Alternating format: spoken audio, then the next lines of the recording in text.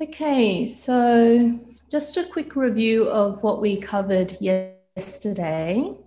So in terms of the material that we will be looking at over these 4 days, yesterday we covered the theories component. So we looked at the two fundamentally poisonous ideologies of materialism and fight for survival. So often as Buddhists, and especially those that have practiced for quite a while, we might think, material things don't interest me anymore, or I don't want to compete with others anymore. I'm just happy the way I am.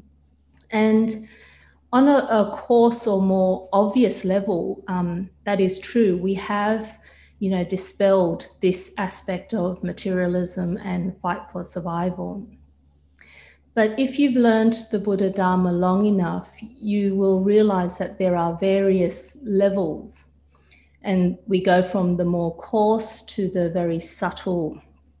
And so, even though we may have been able to tame and remove the coarse influence of materialism and fight for survival, very often we still have subtle traits of it, and they still influence us.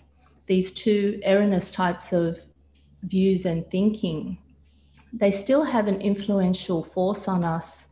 And so it's important that we still constantly observe our actions, our behaviors, and more importantly, our motives for our actions and behaviors. And if you're really honest with yourself and you look at yourself, you will still see there is a bit of materialism inside me. There is a bit of that fight for survival. I want to be better. I need to prove that I am right, you are wrong. And this is very obvious when you're in an argument with someone. Very often, no one wants to back down. And it's because of their arrogance, which in a sense, stems from this fight for survival mode. So when we observe ourselves in that way and we realize we still have some of these traits, we don't need to beat ourselves up and say, oh, geez, I'm such a bad Buddhist. Remember, we're all still practicing. So the important thing is we realize and be honest with ourselves, hey, we still have some of these traits. So I need to put in effort in this aspect, or I need to find ways to be mindful and not let this blow up and out of proportion and so forth when I'm dealing with myself and other people and matters and all that. So what we should do is we should just continue trying to work on it and to improve ourselves. That is part of our practice. Now, the other aspect we looked at was the focus on sentient beings and why we focus on sentient beings when we're talking about the Buddha's teachings and so forth. Now, in this world, there are people that fight for many different causes, and some can be a good cause and some can be a not so good cause. However, when people gather and protest and so forth, what they're fighting for tends to focus on the broad picture or the macro aspect. And then what happens is the micro aspect or the individual becomes lost or forgotten. And sometimes you can see this, in war, where countries send their army, their navy, they send their military force to war, knowing that they will, or expecting that they will lose a few men and women. But they'll always say, for the greater good, we have to sacrifice some. So that's what we're trying to draw out, is that when we focus on the whole or the macro picture, we tend to whether knowingly or unknowingly, we're willing to sacrifice the individual as well. So in the Buddha Dharma, when we talk about life, the focus is on sentient beings and each sentient being. And this is because when we refer to life, it's based on the psychological activities. And a clear example is when we get challenged about being vegetarian. So often people will say, oh, so you don't eat animals? And, you know, I give them a simple answer, not wanting to engage in too long of a debate with them. I just say, because they're alive, they have feelings, and they'll feel hurt and they feel scared when they're about to face the chop and so forth. And that's why, because they're alive, we don't eat their flesh. And this is out of compassion. But several times I've been asked, you know, well, plants are alive as well, so how come it's okay to eat them? And last week, I had quite an interesting week. I was helping a neighbor locate their wandering cow. And in the process, we were talking, and again, the topic of being vegetarian came up, and they were saying, oh, you don't know what you're missing when you don't have steak. And one of my neighbors kindly said, I'll make you the best steak you've ever had. And so in reply, I said to them, as long as it's a plant-based steak, then I will accept the lunch offer. And their response was just as witty. They said, it is plant-based. I only feed my cows grass. So all jokes aside, you know, in Buddhism, when we focus on sentient beings and we say it's because they are alive, what we're referring to is the fact they have consciousness and emotions. And through these conscious or these psychological activities, in particular, defilement, the mental activities that incorporate defilements, sentient beings are born again and again. And this is how we flow from past lives to present and future lives. And it's through our mental activities with defilements, tainted with defilements, we create karma. And that sows the seeds for future existence and results that we experience. So in Buddhism, this is all part of the three life cycle, where past causes bring forth present results, and present causes can yield future results. And the reason why I would say can yield future results is because if we think back to the teachings on karma, we can't remove or we can't destroy karma that has been created already. That potential, that latent karmic force will remain until it is exhausted. But we can stop it from arising by removing defilement, because the karmic forces, those latent potentials, they require defilement as a crucial condition for them to come to fruition. And that's why present results can yield future, present causes, can yield future results. So that was a quick summary of what we had looked at yesterday. So today we move on to looking at the aspect of the flow of life.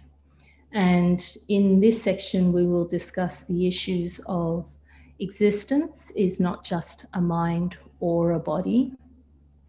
And we will look a bit further into past and future lives, and also look at why it is that some people find it hard to accept such teachings.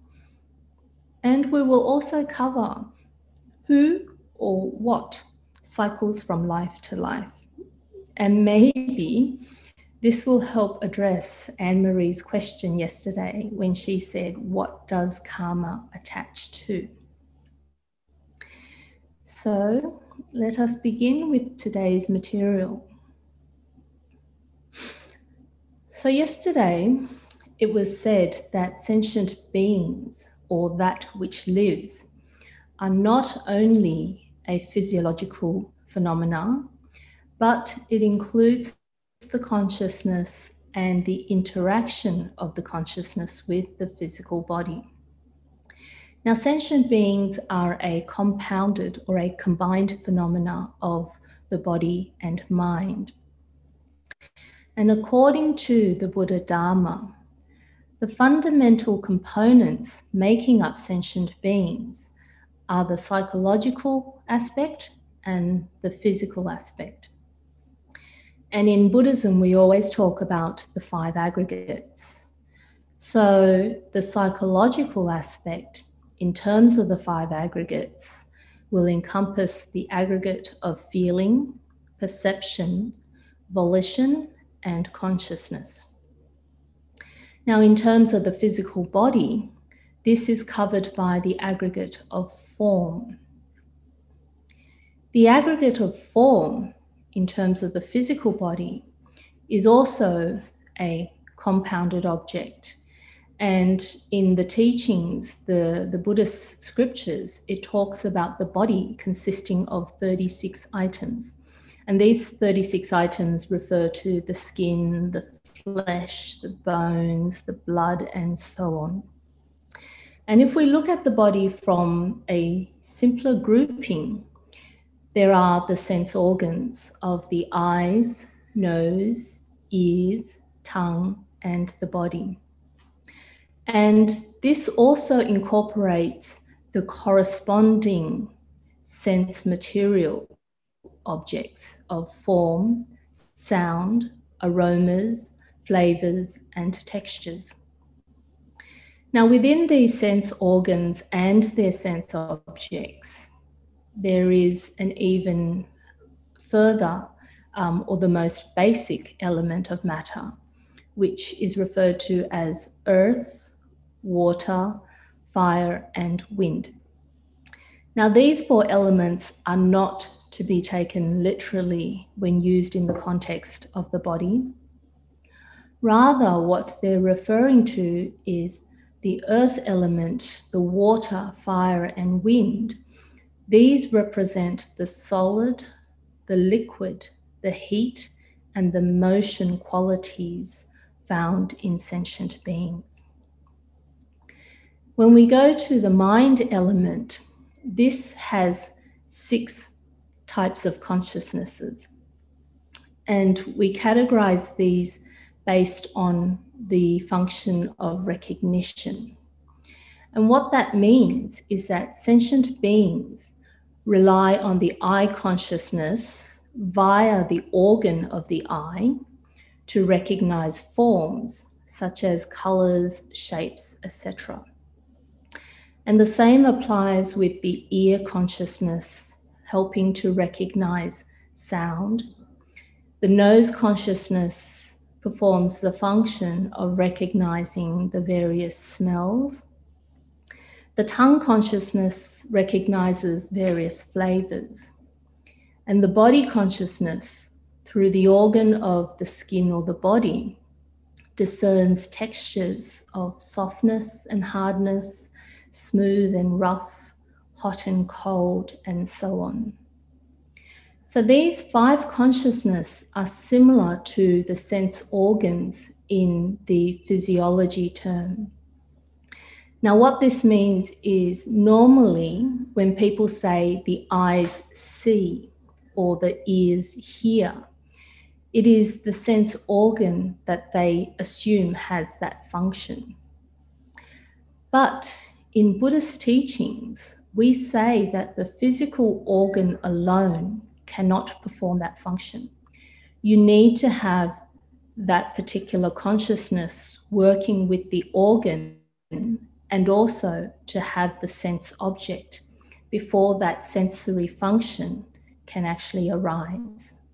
So in terms of causes and conditions, all 3 conditions of the consciousness, the organ, and the object has to be present for seeing to occur, hearing to occur, and so forth.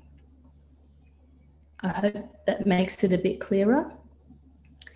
Now, once I was watching a documentary about deafness, and someone was making the comment that the ears are the doors for sound to enter, but the hearing occurs in the brain. And this was a medical professional who basically helps people who have lost their hearing through damage of their eardrums to learn how to hear again.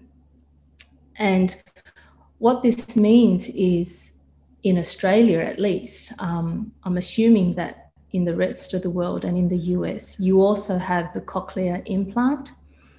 And this device, this technological device, actually helps a person with damaged eardrums to be able to hear sound again. But even when the deaf person encounters sound with the help of this implant, they then need to learn to recognize those sounds and what they actually mean.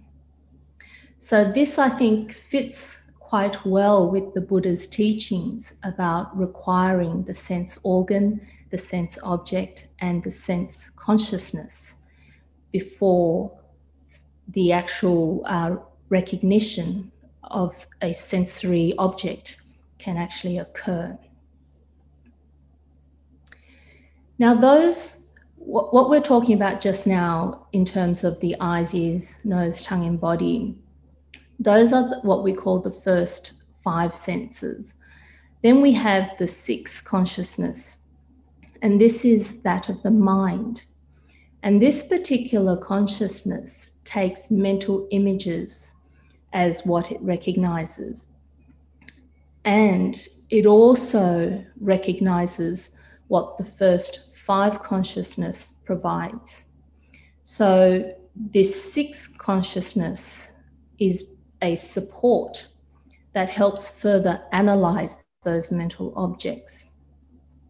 So what this means is, for example, the eyes come in contact with a certain object, and the eye consciousness recognizes there is this object.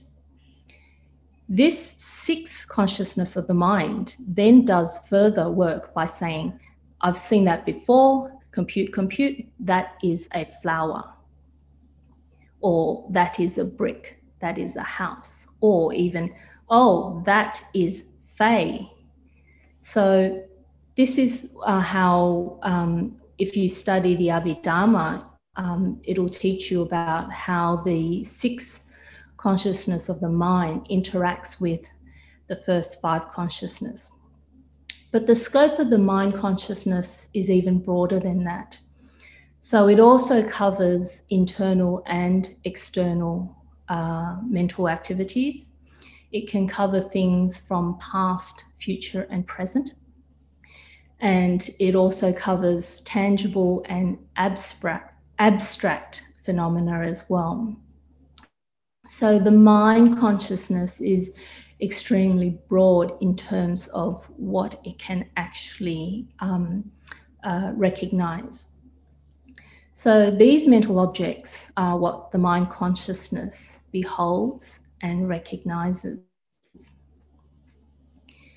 Now, these 6 consciousness are 6 types of psychological activities, and they are 6 types of quite complex activities. Each consciousness can simultaneously involve the emotive function of feeling, the recognition function of perception, the intentional actions of volition, and many other mind objects. So this is trying to show you how to relate it back to the 5 aggregates of feeling, perception, volition, and consciousness. In addition, when we talk about when the Buddha, when you read the Dharma teachings, you will see the mention of the subtle psychological activities. And in the Buddha Dharma, these are referred to as refined or the subtle mind consciousness. And this is similar to the subconscious mind in psychology.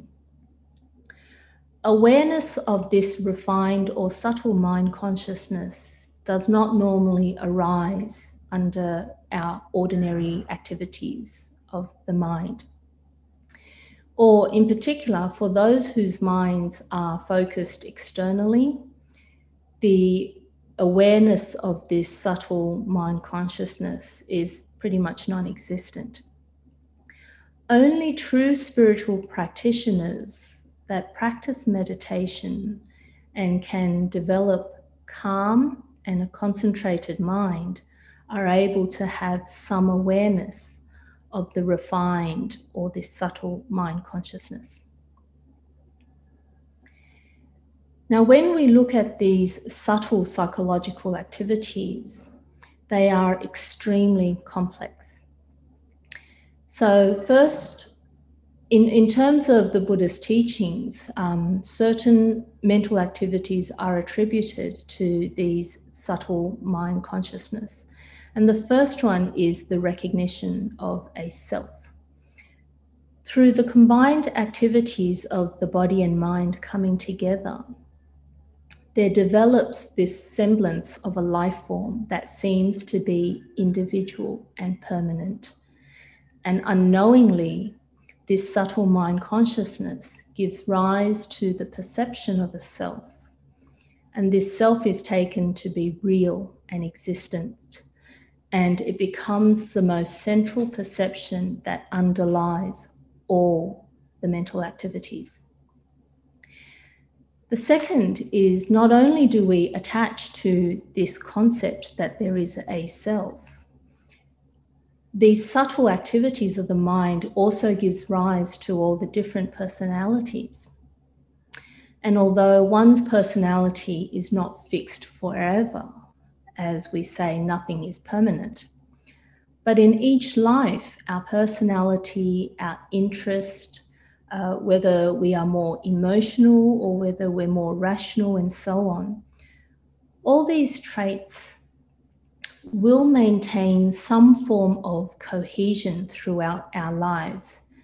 And it also lingers on to influence our future lives. In Chinese, there is the saying, "It is easy to change the landscape, but hard to change one's character." And a comparable English idiom would be, "A leopard can't change its spots." So what this is trying to highlight is our fixation on me, on the self, and then all that comes out from there is I am a boy, I am a girl, or I am Asian, I am Buddhist. All these identities actually arise from these subtle mind consciousness as well. And the third activity of these subtle mind consciousness is the preservation of experiences. Now, if you've studied the teachings of the consciousness-only school, you will know that they establish consciousness in terms of 8 consciousness. So the first 6 are the same as what we have covered, the eyes, ears, nose, tongue, body, mind consciousness. And then there is the manas, which is called the 7th consciousness, and the alaya, which is the 8th consciousness. So the 7th consciousness is in the consciousness-only school. They teach that the manas accords with the view of the self.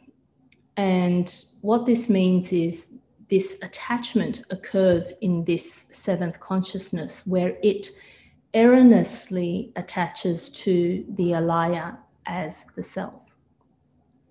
And then the 8th consciousness of the alaya has they attribute that it has the function of storing all experiences. And in particular with the consciousness-only school, they talk about planting seeds. And where are these seeds planted? They're planted in the alaya.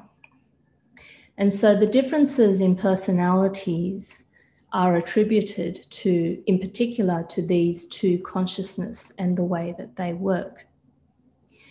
Now, when we analyze sentient beings, and in particular, we're talking about human beings, they tend to be categorized in this way. So you got the mind and the body as the most basic, and then that can be further categorized by the the five aggregates, and then further into splitting up the aggregates to the various physical phenomena and the mental activities.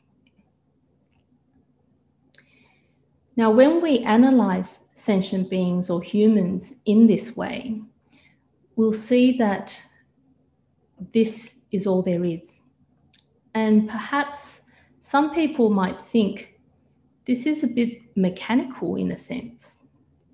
However, if you do think it's a bit mechanical, you're falling towards the materialist way of thinking.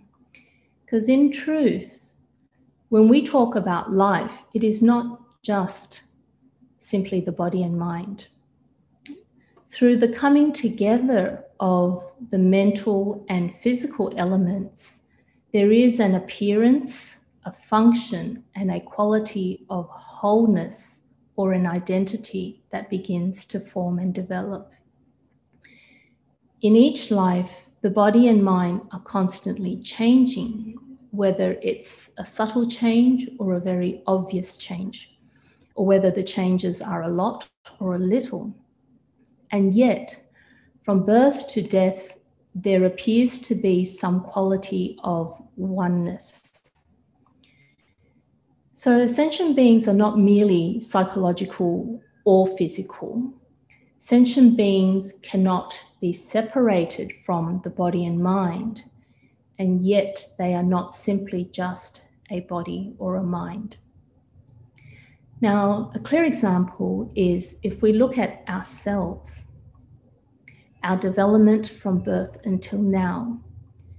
We may not see the changes we had undergone overnight, but if you go back and look at your pictures from several years or decades apart, you will clearly see a different you, but somehow you still recognize that that is me. And we also know that we have changed. Obviously, physically, we would have changed. And if we reflect further, we know that mentally and emotionally and so forth, we would have changed. But somehow we still have this notion of a unchanging me. And so sentient beings, in this sense, are more than just a body and a mind. So what this means is that when you're trying to find this I, this person or this thing, it's not possible to try and find it as a separate permanent agent of life, like the soul or the Atman. In other religions, they tend to split the body and the soul or the Atman, and they attribute that elsewhere. But by looking elsewhere, apart from the activities of the body and mind, you will not be able to find the answer to this question of, is there a soul? However, as each sentient being lives through their lives, as we go through our life, we need to understand that we're not just a body or a mind. So be careful not to fall into the materialist ways of thinking. So another way of trying to comprehend this is if we look at medical advancement that keep the heart or other bodily organs alive for transplant. But is that person alive? And then when you've got, the transplant of person A's heart into person B. So then what does person B become? Do they become AB? So when we start looking at it, we really, if you look at it carefully, it really starts to challenge the idea of who is this body, who is this mind, and who am I? So the ancient masters also use a different simile of a house, which is built from a combination of wood, stone, bricks, and so forth.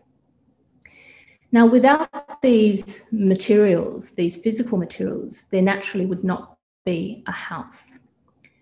But these materials alone do not become a house. They need to be brought together with human effort to design and build before the appearance and function of a house becomes available.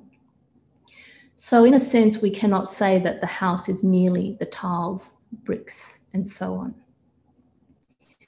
Sentient beings are pretty much the same. With the coming together of the body and mind, the character and function of sentient beings arise. And amidst the constant changes of the body and mind and the experiences such as growing up and aging, sentient beings still maintain a form of wholeness or an identity. And so sentient beings are not merely a combination of the body and mind, but they are the coming together of the body and mind in such a way that this body and mind is merged with life.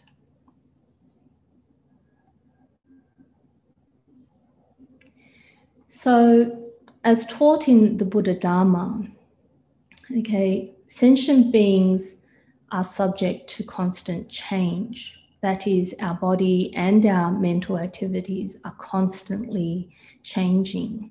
And the functions of the body and mind, as a result, have also developed mutual reliance and influence on each other. Since time without beginning, sentient beings have lived as if they are separate individuals.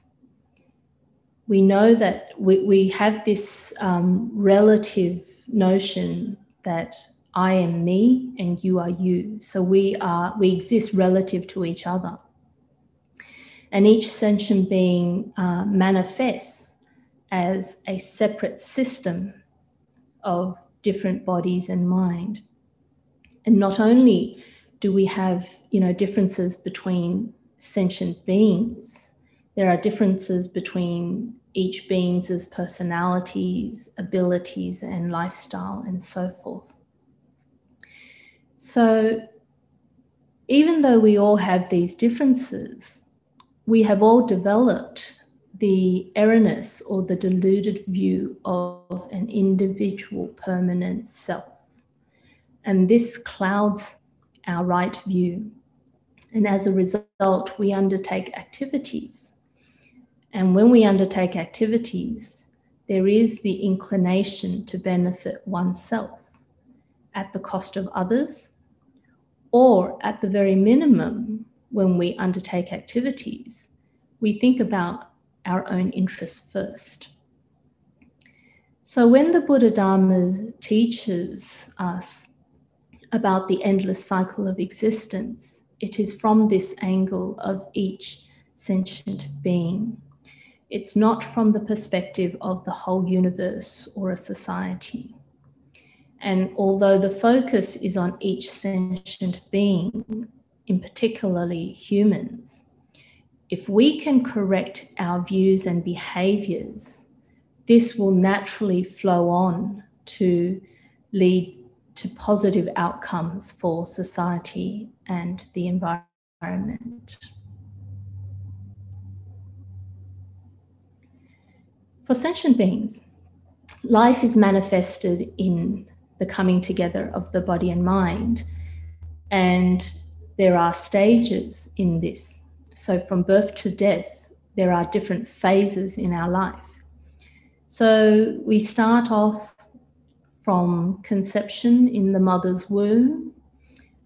Then at this point in time, when the body and mind comes together, they actually mutually work together to promote development and growth.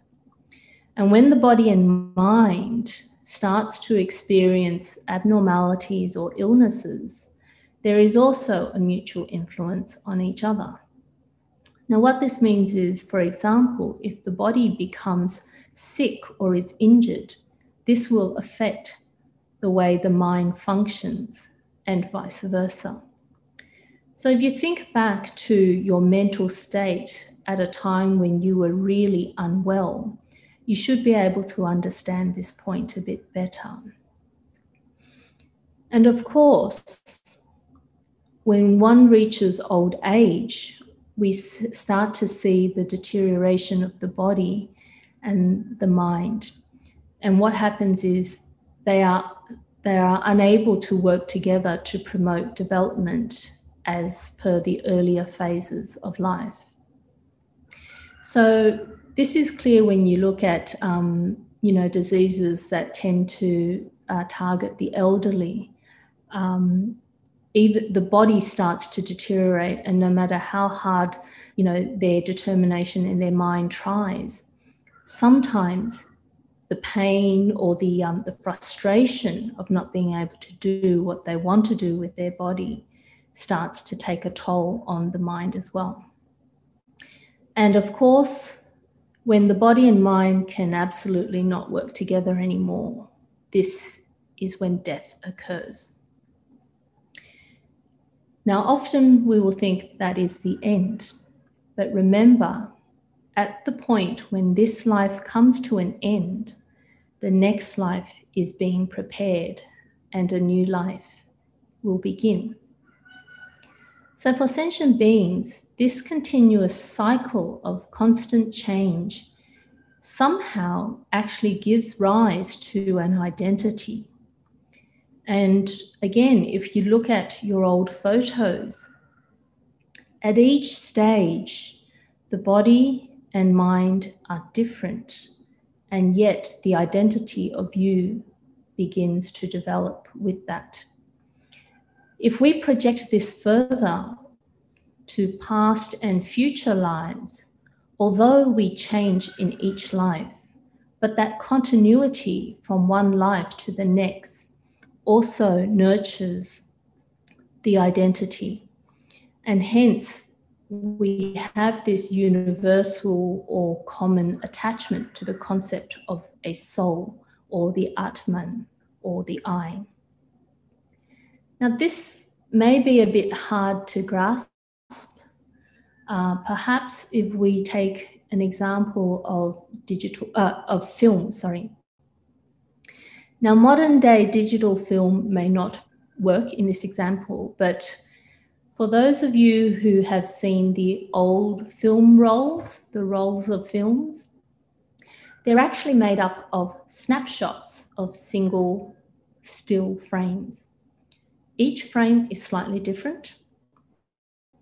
And when the camera starts to roll and the light shines onto the film, what is projected are characters that come to life and move around. And so we think these are real, they're moving around. But in fact, each frame is still, and the characters do not really exist.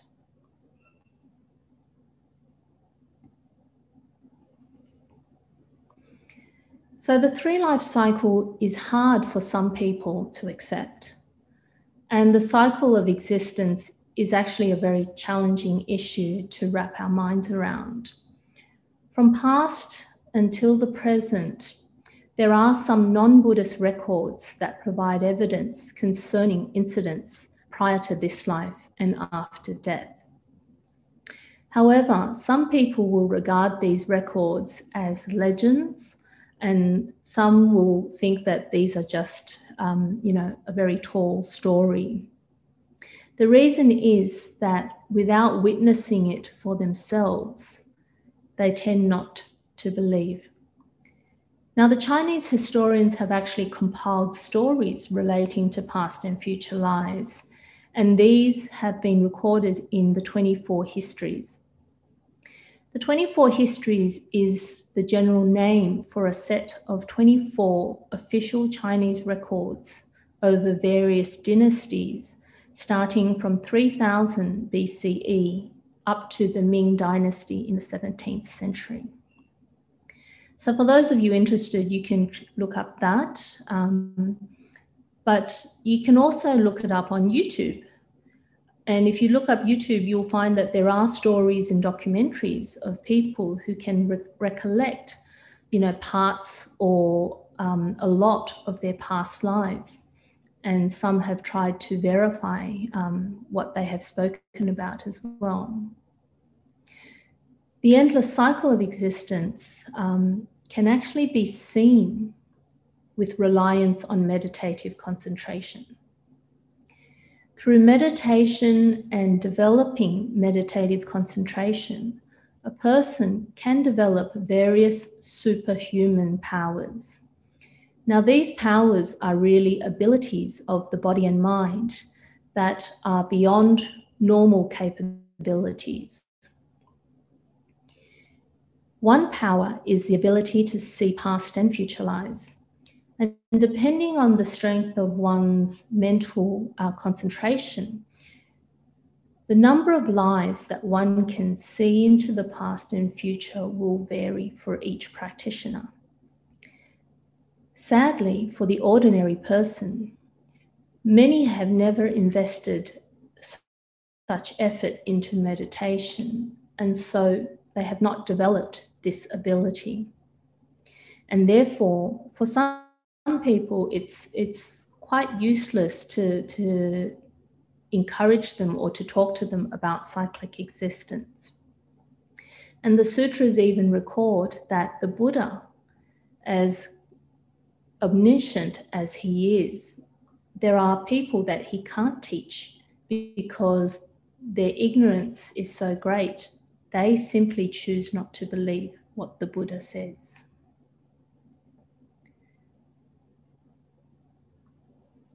So an example was that at one time there was a person who actually inquired about past and future lives because they did have doubts. And the Buddha said, this is just like an enormous tree on the mountaintop. And this tree has really thick branches with a wide canopy. Only those who are willing to climb up the mountain can see it.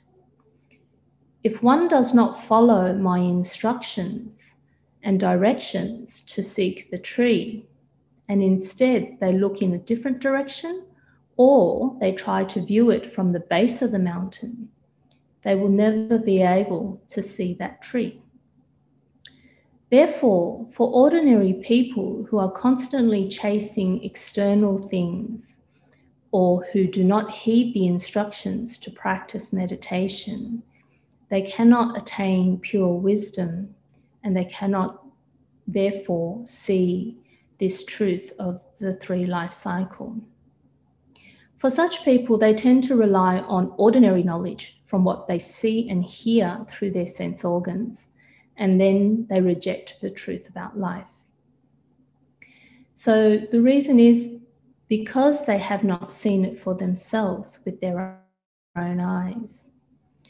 Some regard these teachings as superstitious, and this is just like a person who is born deaf, denying the existence of sound.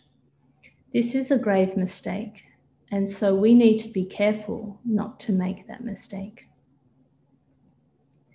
So for many people, it's actually quite hard to comprehend and actually accept the three life cycle because they rely too much on personal experience in the ordinary worldly sense.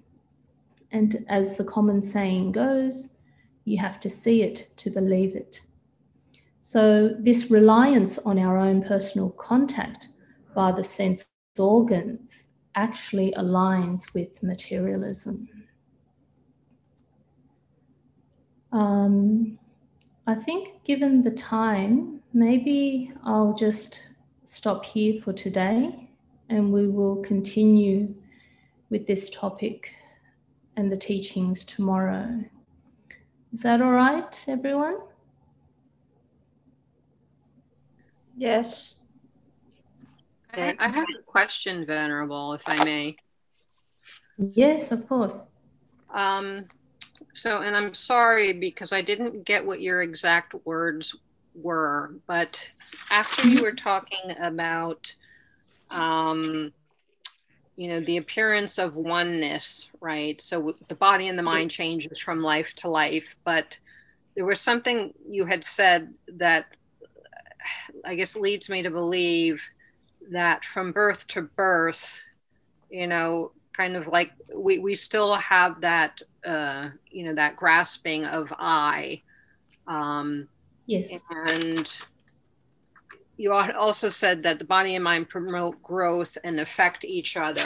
But what I was getting from this was that, as, an older sick person dies and then the child is born, that the physical and psychological factors come together and they still have, they meaning the child still carries this perception of an individual entity.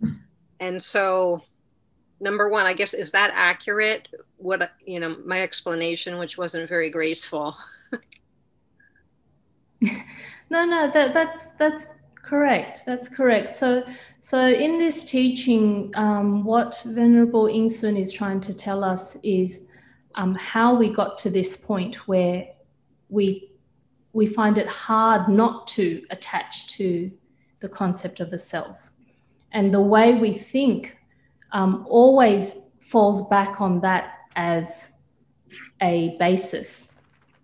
And so that goes a bit to Anne-Marie's question yesterday of still trying to find out what does karma attach to process that we're going through